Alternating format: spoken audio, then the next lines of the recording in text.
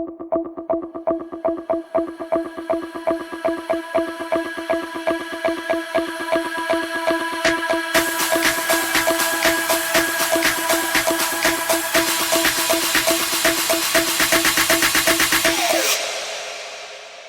everyone, and welcome back to the latest episode of the Writers Podcast. I have with me today guest author Jennifer Shaw. Hello, Jennifer. Hello, how are you doing? Not too bad. Thank you very much for taking the time to do this. My last podcast, I had to go all the way across the ocean to England. This time, I'm just going down the highway to south from St. Albert, Alberta to Airdrie, Alberta. So we're both the satellite cities of bigger cities, in my case, Edmonton, in your case, Calgary. Yes. So it's really fun to talk to somebody local for a change. Yeah, it's nice. I know it's small world in Alberta. Yes, it is. Yes, it is. So Jennifer, what is your latest book that you've released? So The Fractured Veil is the third book in my Callum Walker series. And my series is action, adventure, magical fantasy, lots of some supernatural horror and suspense elements kind of sprinkled in for good measure. But the only thing I don't write on is romance. Oh, okay. Oh, maybe we'll have to talk about that. We'll get into that in a bit. But before we get into your book a bit deeper, I'd like to find out, let the listeners find out a little bit more about you. So were you a reader growing up? I started writing because I couldn't find anything that really, inspired me when I was younger. So it's 32 years now I've been writing. And my mom had bought me a typewriter at the time, and I wrote out a short story, and I loved it. And so I've been writing ever since. Awesome. And did you develop a passion for reading then? I've read a lot of Stephen King, Margaret Atwood. I grew up reading Dean Koontz. The Odd Thomas series was something that really did intrigue me. Okay. I'd say the Game of Thrones series has been very inspiring. Mm-hmm. Okay, very good. It sounds like we're a bit of kindred spirits. If you probably can see from my picture, I have my bookcase is all filled with Stephen King books. So he's my favorite writer, and Koontz is also someone else that I've read as well.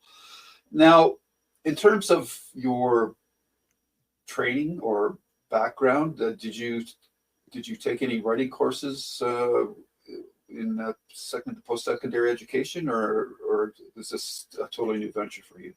I never did anything beyond high school or early college as far as English education. Okay. I was very good at telling stories. I've had to learn a lot. My mom's an English major, so she's taught me a lot over the last several years. Okay. And refining my my wordsmithing through her as well. But I've always had a keen interest in telling stories, and it's a lot different than writing essays. Right. Just curious, is your mother a fiction writer at all? She is, but she has never published. Oh, okay. Well, maybe the two of you can help each other in that respect. Okay, so I'm very curious then. You've got a fair number of books. How many books have you written in total now? Oh, I've written hundreds of books. I've published the first 3 in this series, and my 4th one is coming out early next year. Okay. So how has your writing process changed from when you started to where you are now? Or has it? Well, when I started out 32 years ago, it just started out as an outlet and a hobby. Then it morphed into a passion, and later on became sort of a hyper focus that's cheaper than therapy. But I don't really plan. I was diagnosed with autism and ADHD in 2019. And so after writing for so many years, that's what inspired me. It's like, well, maybe writing is my special interest. So I sent my first manuscript, which was the Ascension, in my series. I sent that off to an editor, keeping in mind, I'm like, okay, well, the worst they can say is it sucks. And then editor came back and said, no, this doesn't suck. You should publish. So 2 years later, I did. Okay. Wow. That's quite a feat. And do you feel that with your autism and ADHD, do you feel that helps or hinders you with your writing? Oh, it definitely helps with, I'm a very what if, out of the box type thinker. And I'm not sure that I would be as creative if I didn't see the world in a different light. Okay. It's also a hindrance in the fact that I can sit down on my computer at 8 o'clock in the morning and write until 8 o'clock in the evening and not realize that 12 hours have passed, not eaten anything, not gotten up and moved. That's okay. Yeah, becomes my hyper focus for the day. Right. So that's an interesting kind of superpower in a way, I guess you could say. I've never thought of it as a disability. I've always tried to look at the positives. Right. Oh, that's great. That's fantastic. So you've come to writing through a very different, unconventional path, I guess you could say, to most of the other writers that I've interviewed. So I always find it fascinating to talk to writers because they all have different paths to get to where they are today, and you are no exception. So that's that's something affirming. I think that all people out there who want to become writers should take to heart that there's so many different ways to get into the field. Oh, absolutely. I mean, there's so many branches with that you can take through self-publishing as well. Right. Now, do you work pretty well in solitude, or do you belong to any writers groups or anything like that? I've joined an online group of female writers. It's called the Quill and Cup, and I'm not exactly sure where they're located. Somewhere out of the eastern U.S.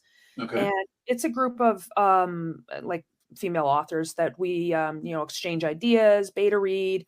Hey, look at my cover. Does this look good? Hey, what do you think about this paragraph? I think there needs something added to it. And then they also do online classes as well. Okay. Very good. And do you have, well, you sort of mentioned your writing process when you write in the groove, but do you normally try to, what's your normal schedule for writing? Well, I usually write best in the morning. I am not a planner. Okay. So I know with each story, I know where to begin, I know where to end, and I know approximately what needs to happen in the middle. But I have to be in a dark room with my nice warm cup of coffee, no interruptions. So it's best to write in the morning when my kids are at school. Okay. Now you're working with series, and The Fractured Veil, this is the third novel in this series. Yes. How far ahead have you planned your series, or do you just go book by book? I wrote quite a few books in this series, but then when I decided to publish, I had to go back, obviously, and start, refining my books and stuff. And then if it's something, when something changes in one book, you have to reflect that all the way through. I have about 8 that I've written in the series, but that being said, my third book was actually the combination initially was the third and the fourth book put together. Okay. So I had to separate them and make them into 2 because there's just too much happening. Right. And I'm sorry, I misspoke. It's the Callum Walker series, correct? Yes. Yeah, and the third book is The Fractured Veil. Correct. Yeah. Okay. So your protagonist is Callum Walker. Why don't you tell us a little about him? So Callum Walker is a young man that was born with the ability to use magic. He doesn't understand why, and he's trying to make the most of it. And through my series, we have our world, our time, and we have a coexisting magical realm.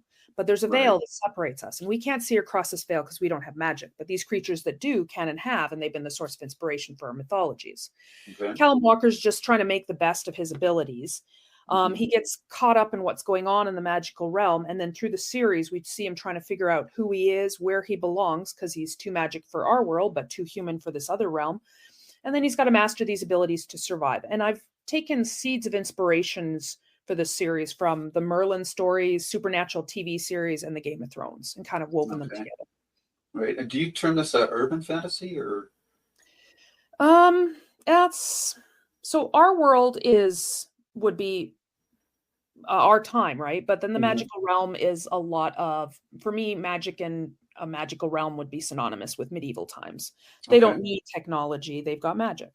Right. Right. Yeah. Okay. Now, Callum Walker, as a protagonist, does he have a overarching uh, character arc that you're implementing in the series, or Yes, he does. He's growing and developing and learning new abilities and trying to, you know, figure out where he fits into life. He's also trying to overcome adversities and open up, make friends, find family. He just would really, really rather be just a normal guy. okay? But we And see him growing. right, and if this comparison is not appropriate, just tell me. But is this in any way kind of similar to, like, say, the Dresden Files, or I've not actually read the Dresden Files, oh, but I okay, did have somebody point out in one of my book signings that it sounds like my character's journey to hmm of belonging and stuff kind of mirrors my own journey with autism, trying to figure out where I belong and navigate this complex society. okay, And I thought that was really interesting. right. And um, do you find a portion of your audience come forward to you and say that they also have some sort of like autistic or ADHD issues, or Not so much that, but I have heard no? a lot of people say that they resonate with my characters introverted. They have anxiety themselves. Some people will say that they really resonated with this character because of that. I Okay, do, um, I do tackle issues in my book about mental health and okay, family, friends, those kind of things, and the importance of being around people that you can trust. okay. Um, does Callum have a main protagonist, or does that change from book to book? Callum is the main protagonist, Or but antagonist, I'm sorry. yeah, he in the first book, yeah, it kind of changes. In the first book, it was two characters that were battling each other, and he was kind of caught in the middle. Hmm. In the second book, it's the sort of the ultimate battle between good and evil, and in the third book, it's more of it's as much an internal struggle as it is an external struggle. Okay. And what what does Callum do in the real world? Does he is like how old is he? He starts out in the first book as 22, and then by Okay. the third book, he becomes 23. Okay. Yeah. And what does he do in the real world? Does he work or? Well, in the real world, he was working as a mechanic, Mm, kind of using magic to kind of help him along and stuff. hmm. But as you know, beyond that, he's not working in the real world. He's just sort of surviving. Okay. Now, do you have an elaborate magic system, or how does that work for you? Yeah, so magic and life are synonymous. So Okay.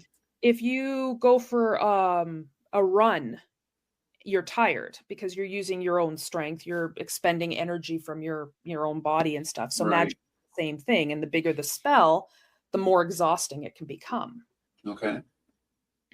And does that um, extend to the fact, like, could it cause you to age more rapidly or anything, or is it just like more like your analogy of a run that you just sort of rest and regain your stamina? Yeah, no, it doesn't influence your lifespan. It can exhaust you if you push yourself to the point of exhaustion. You can become, could pass out basically. Right. Right. Yeah. And so, what sort of magical abilities does Callum have? So Callum can cast magic. All the other creatures have to use words of power in my novel series, and Okay. Callum learns to be able to direct his magical flow without words of power. He can use his thoughts directly. My character also has starts out with the ability to feel emotions and sense magical energy, which is synonymous with life energy and stuff. Okay. And those abilities also develop into the ability to read thoughts later on. Okay. And does And he have like telekinesis, telepathic no, powers, he has pyrokinesis, or Yeah, I know what you're saying. He has the ability. What he meets a character in the third book who has similar psychic abilities to his own, and they are able to communicate through thought. Mhm. In the second book, he meets a character that he can also communicate through. He can hear their thoughts because they can't speak. So he can hear their thoughts. And there's been instances where he's heard somebody calling out to him from like eon, like miles and miles away, and he was Okay. able to hear their thoughts. But it was a special situation. Okay. And in the real world, does he have any friends or family? No, he's very much kind of isolates himself. He's not sure how other people would receive his abilities, so he tends to keep to himself. He hasn't made friends, he hasn't connected with anybody, and he has no family as far as he knows. His family has died. Mm. Um, so he feels that he has no family. So Okay. he's learning to open up and make friends as we go through the series. He's Ah, making friends and meeting more people, mostly from okay. the right. Right. So that isolation, from a writing perspective, I would think would presents a problem of how do you um, get into the character's head without doing internal monologues for or thought bubbles for a lot of the story. How do you approach that? Um, he's very seldom alone, Okay. just because he's lonely. Like he's Hmm. himself, he doesn't open up and make friends. Does not mean that he is physically alone. Okay. Yeah. So then that's how you use it to bounce Hmm. off of other characters to get into his head. Yeah. Okay. Now, uh, do you have how many books do you have planned in this series? I would be guessing. I know where the series is going to end, but I Hmm. don't know how many books it's going to take to get there. Like I said, Okay. my fourth one is coming out early next year. I have the fifth one, yeah, kind of somewhat planned out, and a couple more at least beyond that. Okay. And do you have any other projects on the go at the same time, or are you totally focused on this series right now? No, I'm thinking of between my fourth and my fifth book of stepping aside and doing a standalone novel or tackling another genre. Okay. I And haven't developed any sorry. concrete plans on that. Okay. What other genres would you be interested in writing? Oh, I've written, so like I said, I've written for 32 years I've done sci-fi, I've done horror, paranormal, suspense, action, all sorts. Have been over the bar. I didn't plan on writing a magical fantasy series. It just sort of happened. Oh, okay. Do you have a certain affinity for one type of genre over another? I'm actually liking the fact that fantasy is so flexible, and then you can take many different elements from all the other genres and kind of weave it in there. Right. Okay. So the three books in this series are The Ascension, The Mhm. Convergence, and The Fractured Veil. Yes. Okay. Did you want to do a little elevator pitch for each of the books, or? It just sort of, so the first one is very much an introduction to my character, and there's two brothers that are warring for dominion over this magical realm. Mhm. They've learned how to be able to, the one of them has learned how to be able to steal magic from other magical beings and use it himself. And the other one was born, like Callum, was born with magic, and he taps into necromancy. So they're kind of warring over dominion over over this magical realm. And when they see Callum, they kind of see him as a bit of a threat to their plans. At the same time, there's also these poor people that are caught in the middle in the magical realm, and some of them are looking to try to help him to succeed and end this war because they see him as their champion. Others are saying, okay, well, let's catch him and pass him into one side or the other, because then maybe we can get amnesty from this war. So he's kind of caught. I consider him a hot potato in that first book. Okay. Yeah. And then in the second book, I really wanted to do a big epic good versus evil, good triumphs over evil kind of thing, that kind Mhm.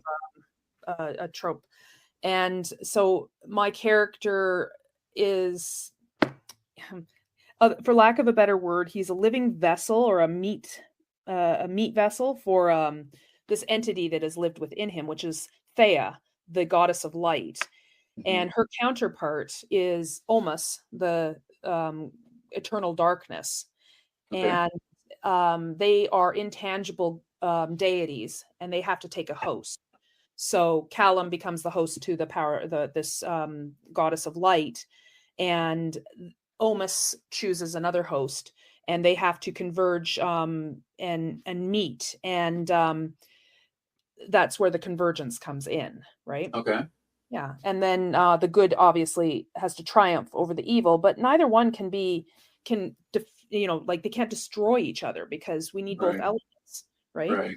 Right. And then, as he's trying to figure out, first he's just trying to get away, but then he realizes this darkness is going to take over. I need to do this. At the same time, all the beings in this magical realm know that if they destroy one entity, that it'll destroy the other. And because the darkness is big and scary and way too powerful, they start saying, okay, well, if we can find this light bearer who carries the light, we can destroy him and it'll kill the darkness. So then he ends up being, it's like a realm-wide bounty hunt. Oh, okay. In the third book, or for Callum, he's come because he's the bearer of the light, the vessel of the light. So, and then in the third book, as I started writing the third book, I realized my character has post-traumatic stress, which is very fair, it's sure. Yeah. Yeah. So, he's feeling very culpable. The veil has been damaged and by this convergence, and he feels guilty for that, even though it was not something that he had any control over. Okay. And so he's trying to figure out a way to fix the veil. He ends up meeting the secondary main character, Jax, who has a similar psychic abilities, who's a demigod because his mother is the goddess of the veil, who's sent him to find the person who damaged the veil. Right. And anyway, Callum and Jax they cannot leave. They become, Callum gets injured and then he can't leave. And Jax is feeling guilty because he's the one that injured him. Anyway, they sort of develop a friendship. But, before they can get to know each other too well, Callum ends up being kidnapped and being accused of crimes that he was not guilty of. And then Jax has to kind of swallow his pride and face his own personal demons and stuff in order to help Callum. Okay. Yeah, and then at the end of the book, we learn something really important, that Callum has hope going forward. Right. Yeah. Now, do you lean into any sort of mythologies for the magic world, like, I don't know, Greek, Norse, or anything like that? Or is it just something that you've created the whole cloth? No, I look back when I'm creating these magical characters. I try to go to the original mythology. I don't stick to just one historical branch, though. Okay.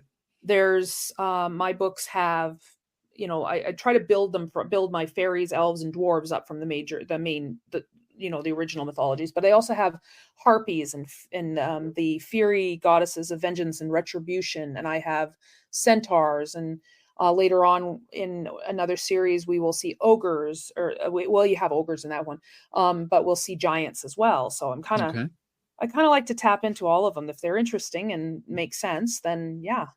Do you have some sort of wiki for you to keep track of all of these? It's all in my head. It's all in your head. No, I've got a lot of pages saved on my search, my bookmarks and my website. So I'd hate to have anybody look at that because they might think I'm into the occult. Very good. So you mentioned you might take a break in the mid-series to do another book, and that you've been writing for a long time. Are you looking at going back and resurrecting any of your previous works for publishing, or do you prefer now to work brand new?